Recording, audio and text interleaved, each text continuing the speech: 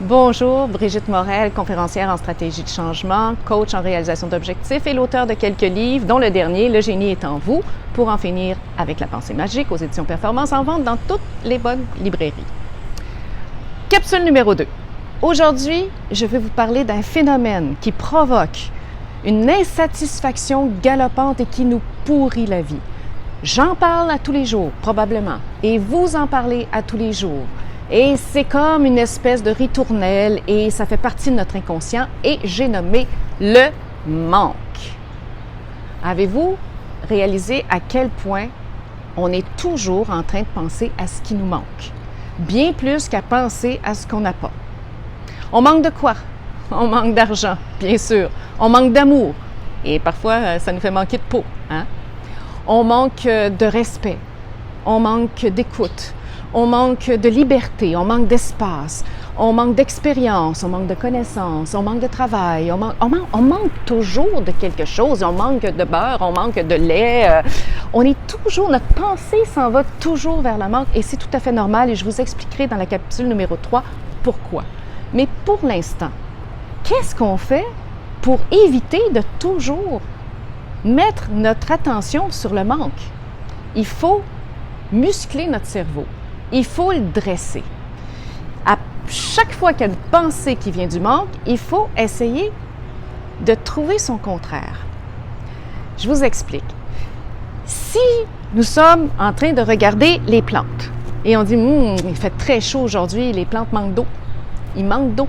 Pauvre petite plante, elle manque d'eau. Et plus ça va, plus elle manque d'eau. As-tu vu ça? Ça sèche, elle ramollit. Oh, elle manque d'eau.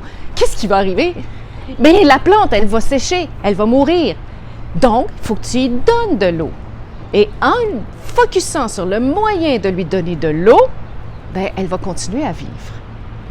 Si moi, je vous dis, j'ai froid, j'ai tellement froid, ce qui n'est pas le cas aujourd'hui, je vous assure, j'ai le bout des doigts gelés et c'est parce que j'ai laissé mes fenêtres dans la maison et puis j'ai pas parti le chauffage et j'ai tellement froid. Et je vous explique pourquoi j'ai froid de A à Z. Qu'est-ce que vous allez me dire? Active-toi, mets-toi un chandail, organise-toi pour avoir chaud, n'est-ce pas? Donc, ce qui veut dire que lorsqu'on veut régler un problème, on met le focus sur son contraire. Et ça m'amène à quelque chose. Vous êtes d'accord avec moi que vous êtes une âme. Qu'est-ce que je viens de dire? Vous êtes une âme. Je n'ai pas dit vous avez une âme. Non, dans la vie, on a 2 bras, 2 jambes, un poumon, un foie, des 2 yeux, un nez, des oreilles, c'est pareil, 2 fesses qui se connaissent, hein? On la connaît, la chanson. Mais on est une âme.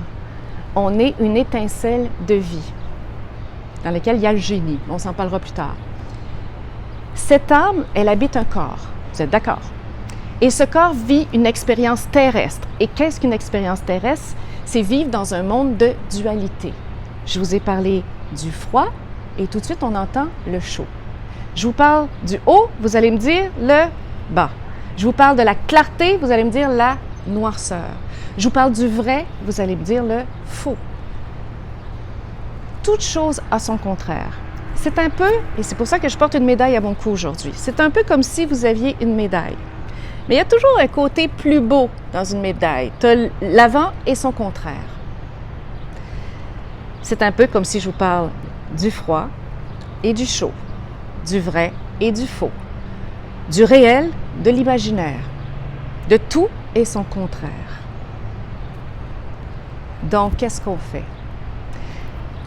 Pour muscler notre cerveau, si on a des pensées qui nous entraînent vers le manque, on le sait que ça va créer du manque. Ça, je vais vous parler de ça dans la capsule numéro 3.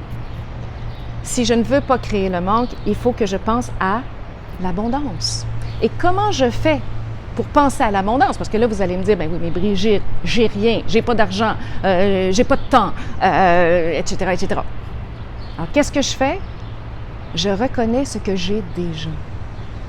Et je me mets dans une énergie, dans une vibration de gratitude. Pourquoi? Parce que quand je dis merci, bon, on s'entend que je ne dis pas « merci ». Non, si je dis « hey, merci », je le ressens à l'intérieur de moi que c'est quelque chose de positif. Et si j'ai une fréquence qui s'élève, eh bien, cette fréquence-là, je l'émets, hein? Eh bien, elle va aller s'associer à une fréquence de même phase, qu'on pourrait dire, et elle va s'amplifier, elle va me revenir. Et là, ici, on parle de la loi de l'attraction. On pourra en parler plus tard. C'est une façon scientifique de voir l'effet des vibrations et des fréquences sur notre vie. Donc, j'élève ma fréquence en étant dans un état de gratitude. Je remercie pour ce que j'ai déjà. Reconnaître ce que l'on a. Remercier. Louanger. Bénir, ça fait partie de la loi de l'amplification qui est dans mon livre « Le génie est en vous ». Imaginez un enfant qui est à l'école et qui fait un travail et qui s'applique énormément, on l'appellera Toto.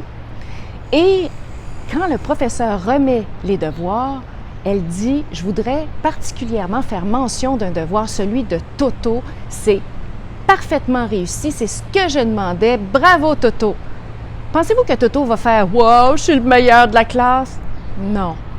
Il va être tellement content qu'on l'ait reconnu dans ce qu'il y a de mieux, il va toujours se rappeler de ce professeur-là. Vrai ou vrai? Vous avez sûrement des professeurs dont vous vous souvenez qui ont été gentils avec vous, comme vous vous souvenez de ceux qui n'ont pas été gentils. La loi de l'amplification, elle dit de gratifier, de louanger, de bénir, d'en mettre un peu plus, tu sais, parce que c'est comme ça qu'on élève nos vibrations. Et si on élève nos vibrations, on attire exactement la fréquence qu'on émet.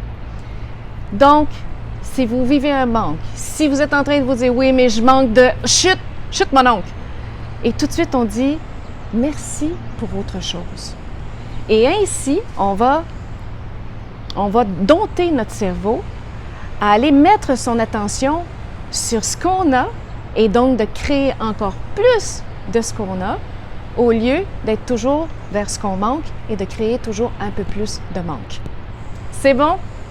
Alors moi, aujourd'hui, je vous bénis d'avoir passé quelques minutes avec moi. Je vous remercie et je vous souhaite une excellente journée basée sur la gratitude. Merci.